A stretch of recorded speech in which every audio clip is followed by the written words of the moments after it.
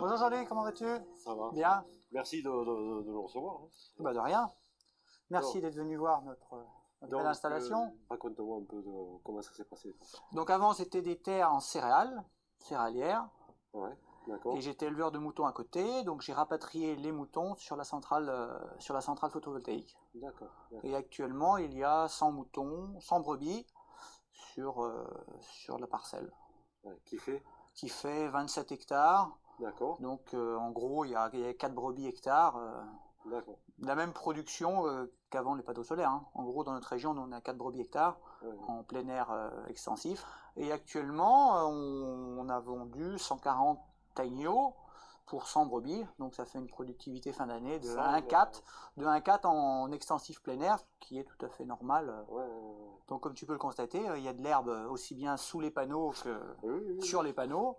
Il y a beaucoup d'idées reçues sur le photovoltaïque, et comme quoi l'herbe ne pousse pas sous les panneaux. En fait, on peut constater très justement qu'il y a autant d'herbe sous les panneaux, voire plus même.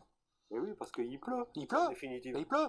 Là, tu vois, là, l'eau elle coule, hop, et elle descend. Là, elle coule là, et bien elle coule là aussi. Elle coule là le long. Elle coule à chaque panneau, donc elle tombe par terre. Et il y a un ensoleillement du fait de l'espacement des travées. Il y a l'ensoleillement par le dessus et par le dessous, donc l'air pousse aussi bien dessous que dessus. Oui, tout à fait. La lumière suffit à faire pousser l'herbe, et l'eau en plus. En plus, c'est sous abri parce que ça démarre plus tôt. Voilà, tout à fait, un petit peu plus tôt. Et l'été. Parce que le panneau il chauffe. Et dans ta région, tu es peut-être très sec. Donc l'été, quand tu viens ici, c'est vert sous les panneaux et grillé là, parce que là c'est à l'ombre, comme sous les arbres.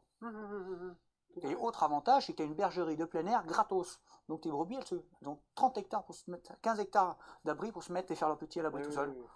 Et là tes moutons, là, tu les as où là? Bah tu viens, on va les voir, ils sont là-bas. Ils sont là-bas. Enfin, on va essayer de les voir, parce que c'est le plus compliqué. On va essayer de les voir. Parfait.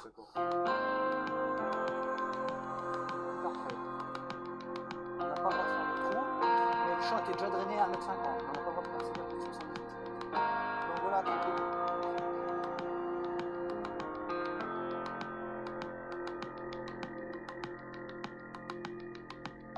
L'objectif du projet était une source de diversification et une source de revenus complémentaires. Cela a permis de passer les crises agricoles, et surtout c'est une source de revenus sur le long terme, donc c'est une assurance complémentaire sur 20 ans ou 30 ans. Donc le bail, la société Photosol a signé avec avec mon entreprise un bail amphithéotique de 20 ans, renouvelable une fois, voire 2 fois, parce que la durée de vie des panneaux théoriques est de 30-35 ans, peut-être plus. Et au bout des 35 ans, dans la théorie, il y a démantèlement de la centrale par une société de recyclage des panneaux solaires, et le coût du démantèlement est déjà pris en compte lors de la construction des centrales. Et a priori, des projets comme Gentine, il n'y a aucune contrainte environnementale lors du démantèlement, parce que la prairie ou la parcelle agricole redeviendra parcelle agricole après. Donc le soleil s'est levé sur Gentine, et j'espère se lèvera sur toutes les exploitations aveyronaises, parce que c'est une source de diversification pour nous agriculteurs.